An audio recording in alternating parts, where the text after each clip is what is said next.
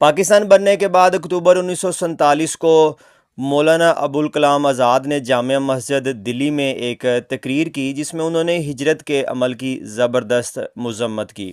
ان کی تقریر کا متن کچھ اس طرح سے تھا کہ میرے عزیزو، آپ جانتے ہیں وہ کون سی چیز ہے جو مجھے یہاں لے کے آئی ہے؟ میرے لیے شاہ جہاں کی اس یادگار مسجد میں یہ اجتماع کوئی نئی بات نہیں ہے۔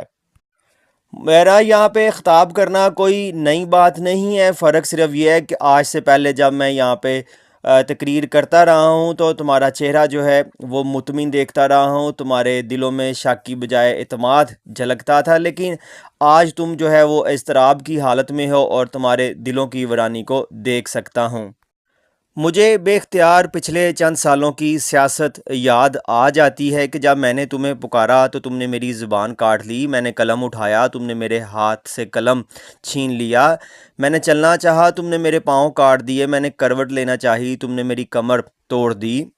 میں نے پہلے ہی تمہیں خطرے کی شاہراہ پر جو جوڑا تھا، لیکن تم نے میری صدا سے نہ صرف احتجاج کیا بلکہ غفلت و انکار کی ساری سنتیں تازہ کیں، اور اس کا نتیجہ یہ نکلا کہ آج ان خطروں نے تمہیں گھیر لیا جن کا اندیشہ تمہیں صراط مستقیم سے دور لے گیا تھا۔ سچ پوچھو تو میں ایک جمود ہوں یا ایک صدا ہوں جس نے وطن میں رہ کر غریب الوطنی کی زندگی گزاری ہے؟ سوچو تو صحیح، تم نے کون سی راہ اختیار کی ہے، کہاں پہنچے اور اب کہاں کھڑے ہو؟ کیا یہ خوف کی زندگی نہیں؟ کیا تمہارے حواس میں اختلال نہیں آ گیا؟ یہ خوف تم نے خود ہی فراہم کیا ہے اور یہ تمہارے اپنے اعمال کے پھل ہیں۔ ابھی کچھ زیادہ عرصہ نہیں بیتا جب میں نے تم سے کہا تھا کہ دو قوموں کا نظریہ حیات معنی کے لحاظ سے مرز الموت کا درجہ رکھتا ہے، اس کو چھوڑ دو۔ یہ ستون جن پر تم نے بھروسہ کیا نہایت تیزی سے ٹوٹ رہے ہیں، لیکن تم نے سنی انسنی برابر کر دی اور یہ نہ سوچا کہ وقت اور اس کی تیز رفتار تمہارے لیے اپنا ضابطہ تبدیل نہیں کر سکتے۔ وقت کی رفتار تھمی نہیں، تم دیکھ رہے ہو کہ جن سہاروں پر تمہیں بھروسہ تھا وہ تمہیں لاوارث سمجھ کر تقدیر کے حوالے کر گئے ہیں۔ وہ تقدیر جو تمہارے دماغی لغت کی منشا سے مختلف مفہوم رکھتی تھی، یعنی کہ ان کے نزدیک فقدان ہمت کا نام تقدیر ہے۔ انگریز کی بساط تمہاری خواہش کے برخلاف الٹ دی گئی اور رہنمائی کے وقت بت جو تم نے وضع کیے تھے وہ بھی دگا دے گئے، حالانکہ تم نے یہی سمجھا تھا کہ یہ بساط ہمیشہ کے لیے بچھائی گئی ہے اور انہی بتوں کی پوجا میں تمہاری زندگی ہے۔ میں تمہارے زخموں کو کریدنا نہیں چاہتا، تمہارے اضطراب میں مزید اضافہ میری خواہش نہیں، لیکن اگر کچھ دور ماضی کی طرف پلٹ جاؤ تو تمہارے لیے بہت سی گرہیں کھل سکتی ہیں۔ ایک وقت تھا میں نے ہندوستان کی آزادی کے حصول کا احساس دلاتے ہوئے تمہیں پکارا تھا اور کہا تھا جو ہونے والا ہے اس کو کوئی قوم اپنی نحوست سے روک نہیں سکتی۔ ہندوستان کی تقدیر میں سیاسی انقلاب لکھا جا چکا ہے اور اس کی غلامانہ زنجیریں 20ویں صدی کی ہوا سے کٹ کر گرنے والی ہیں۔ اگر تم نے وقت کے پہلو بہ پہلو قدم اٹھانے سے پہلو تہی کی اور تعطل کی موجودہ زندگی کو اپنا شعار بنائے رکھا تو مستقبل کا مورخ لکھے گا کہ تمہارے گروہ نے جو 7 کروڑ انسانوں کا گول تھا ملک کی آزادی کے بارے میں، وہ رویہ اختیار کیا کہ وہ صفحہ ہستی سے محو ہو جانے والی قوموں کا شیوا ہوا کرتا تھا۔ آج ہندوستان کا جھنڈا اپنے پورے شکوے سے لہرا رہا ہے اور یہی وہی جھنڈا ہے جس کی اڑانوں سے حاکمانہ غرور کے دل آزار کہہ کے تمسخر کیا کرتے تھے۔ میرے بھائیوں، میں نے ہمیشہ سیاست کو ذاتیات سے الگ رکھنے کی کوشش کی ہے اور میں نے ہمیشہ یہ کہا کہ متحدہ ہندوستان کا بٹوارا بنیادی طور پر غلط تھا۔ مذہبی اختلافات کو سب نے ہوا دی، اس کا لازمی نتیجہ یہی آثار و مظاہر تھے جو آج ہم اپنی آنکھوں سے دیکھ رہے ہیں۔ ہندوستان کے مسلمانوں پر جو ریلا آیا ہے وہ یقیناً مسلم لیگ کی غلط قیادت کی فحش غلطیوں کا ہی نتیجہ ہے، لیکن میرے لیے یہ کوئی نئی بات نہیں، میں پچھلے چند عرصوں سے اس پر نظر رکھے ہوئے تھا۔ اب ہندوستان کی سیاست کا رخ بدل چکا ہے، مسلم لیگ کے لیے یہاں کوئی جگہ نہیں ہے۔ اس لیے میں نے نومبر کے دوسرے ہفتے میں ہندوستان کے مسلمان رہنماؤں کو دلی بلانے کا قصد کیا، دعوت نامے بھیجے گئے۔ میں نے ہمیشہ کہا اور آج بھی کہتا ہوں کہ تذبذب کا راستہ چھوڑ دو، شک سے ہاتھ اٹھا لو اور بد عملی کو ترک کر دو۔ یہ فرار کی زندگی جو تم نے ہجرت کے مقدس نام پر اختیار کی ہے، اس پر غور کرو، اپنے دلوں کو مضبوط بناؤ اور اپنے دماغوں کو سوچنے کی عادت ڈالو، اور پھر دیکھو کہ تمہارے یہ فیصلے کتنے آجلانہ ہیں۔ آخر کہاں جا رہے ہو اور کیوں جا رہے ہو؟ دیکھو، مسجد کے بلند منار تم سے اچک کر سوال کرتے ہیں کہ تم نے اپنی طریق کے صفات کو کہاں گم کر دیا۔ ابھی کل کی بات ہے، جمنا کے کنارے تمہارے قافلوں نے وضو کیا تھا، اور آج تم ہو کہ یہیں رہتے ہوئے خوف محسوس ہوتا ہے، حالانکہ دلی تمہارے خون سے سینچی ہوئی ہے۔ عزیزو، اپنے اندر ایک بنیادی تبدیلی پیدا کرو۔ جس طرح آج سے کچھ عرصہ پہلے تمہارے جوش و خروش بجا تھا، اسی طرح سے آج یہ تمہارا خوف و ہراس بھی بجا ہے۔ مسلمان اور بزدلی یا مسلمان اور اشتعال ایک جگہ جمع نہیں ہو سکتے۔ سچے مسلمانوں کو نہ تو کوئی طمع ہلا سکتی ہے اور نہ ہی خوف ڈرا سکتا ہے۔ چند انسانی چہروں کے غائب از نظر ہو جانے سے ڈرو نہیں۔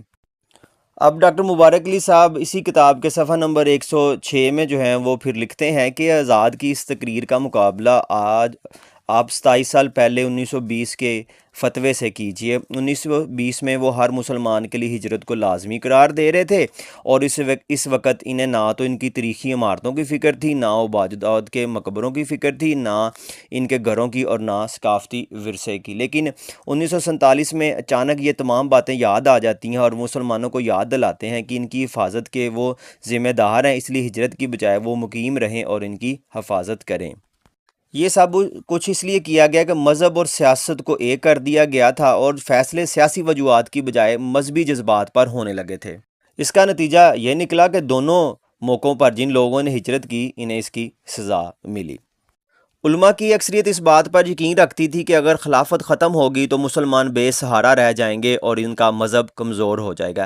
اس کے برعکس مولانا ابوالکلام آزاد کا نقطہ نظر مختلف تھا۔ ان کا کہنا تھا کہ خلیفہ یا خلافت دونوں مسلمانوں کے امان اور عقیدے سے اہم نہیں ہے، اس لیے اصل مسئلہ یہ ہے کہ مسلمانوں کے امان کو کیسے محفوظ رکھا جائے اور مسلمان جماعت کو کیسے ٹکڑے ٹکڑے ہونے سے بچایا جائے۔ اس مقصد کے لیے مولانا آزاد نے ایک منصوبہ پیش کیا، اور وہ یہ تھا کہ مسلمانوں کا ایک امام ہونا چاہیے جو ہندوستان کے مسلمانوں کا سربراہ ہو اور دینی معاملات میں ان کی رہنمائی کرے۔ انہوں نے ایک پیروکار مولانا عبدالرزاق ملیح آبادی کے ذمہ یہ کام لگایا کہ وہ دوسرے علماء سے اس منصوبے کے بارے میں بات کریں۔ آزاد نے اس کی اہمیت بتاتے ہوئے کہا کہ ہندوستان کے مسلمان چونکہ بغیر کسی دینی سربراہ کے ہیں، اس لیے امام نہیں اول تو متحد کرے گا اور پھر ان کے مذہبی شعور کو بیدار رکھے گا، کیونکہ بغیر امام کے ان کا مذہب ادھورا رہے گا۔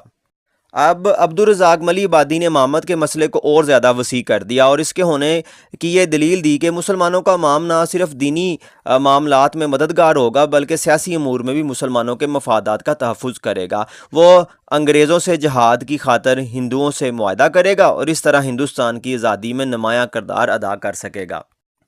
اب امام کے لیے جو شرائط اور جو صلاحیت اور قابلیت رکھی گئی وہ یہ تھی جی کہ اسے مذہبی عالم ہونا چاہیے، کردار میں پختگی ہونی چاہیے اور منجا ہوا سیاستدان ہونا چاہیے۔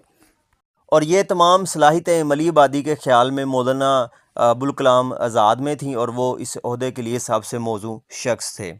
اب ان کا منصوبہ یہ تھا جی کہ وہ خود امام ہونے کا اعلان کر دیں اور لوگوں سے اپنے لیے بیعت لینا شروع کر دیں۔ ان کا خیال یہ تھا کہ جب ایک مرتبہ لوگوں کی اکثریت ان کے ہاتھ پر بیعت کرے گی تو ان کے خلاف علماء میں جو مخالفت ہے وہ ختم ہو جائے گی، اور اس طرح سے وہ متحدہ طور پر امام تسلیم کر لیے جائیں گے۔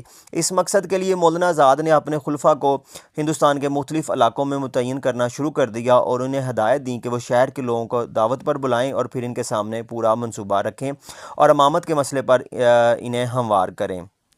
مولانا ملیح آبادی نے یو پی میں بطور خلیفہ کام کرنا شروع کیا اور مسلمانوں کی ایک بڑی تعداد کو مولانا آزاد کی امامت پر تیار کر لیا، لیکن مسئلہ اس وقت بگڑنا شروع ہوا جب مولانا محمود الحسن جو دیوبند کے سربراہ تھے اور مالٹا کی سیری سے رہا ہو کر لکھنؤ آئے اور مولانا عبدالباری فرنگی محل کے ہاں قیام کیا۔ جب مولانا ملیح آبادی نے ان دونوں علماء سے آزاد کی امامت پر گفتگو کی اور انہیں اس پر آمادہ کرنا چاہا تو انہوں نے اس پر خاموشی اختیار کر لی۔ جب اس کی اطلاع آزاد کو دی گئی تو انہوں نے ہمت نہیں ہاری اور مولانا ملیح آبادی کو لکھا کہ وہ اپنا مشن جاری رکھیں کیونکہ انہیں سندھ اور بنگال میں کامیابی ہو رہی ہے۔ لیکن پھر اچانک 1920 میں آزاد نے اپنا منصوبہ ترک کر دیا، اور اس کی وجہ یہ تھی کہ بعد میں آزاد نے اندازہ لگا لیا کہ ہندوستان کے علماء اور مسلمان سیاستدان اس بات پر راضی نہیں کہ انہیں امام تسلیم کیا جائے، اس لیے انہوں نے یہی بہتر سمجھا سمجھا کہ پورے منصوبے کو ختم کر کے اپنی توجہ دوسرے معاملات کی طرف کریں اور وہاں اپنے لیے کوئی اعلیٰ مقام حاصل کریں۔ اگرچہ اس منصوبے کو تو ختم کر دیا گیا، مگر اس سے یہ بات پوری طرح واضح ہو جاتی ہے جی کہ علماء کو سیاست میں لانے اور مذہب کے ذریعے سیاسی مسائل کو دیکھنے اور جانچنے اور اس کا حل ڈھونڈنے میں آزاد بھی ذمہ دار ہیں۔ آزاد ان علماء میں پیش تھے جو مذہب اور سیاست کو یکجا کر رہے تھے، اور اس کا نتیجہ یہ تھا کہ اس کے بعد سے ہندوستان کے مسلمانوں نے ہر سیاسی مسئلے کے لیے علماء سے رجوع کیا، بلکہ یہاں سے بھی بات آگے بڑھی اور اب معاشی اور سماجی معاملات بھی مذہب کی روشنی میں دیکھے جانے لگے۔ اس سارے قصے کا دلچسپ پہلو یہ تھا کہ جب ایک مرتبہ مسلمانوں کے مذہبی جذبات کو ابھار دیا گیا تو اس کے بعد سیکولر لیڈرشپ نے بھی اپنے مفادات کے لیے انہیں استعمال کیا، اور پاکستان کی تاریخ میں علماء سے زیادہ مسلم لیگ کی یورپی تعلیم یافتہ لیڈرشپ نے ان مذہبی جذبات سے فائدہ اٹھایا۔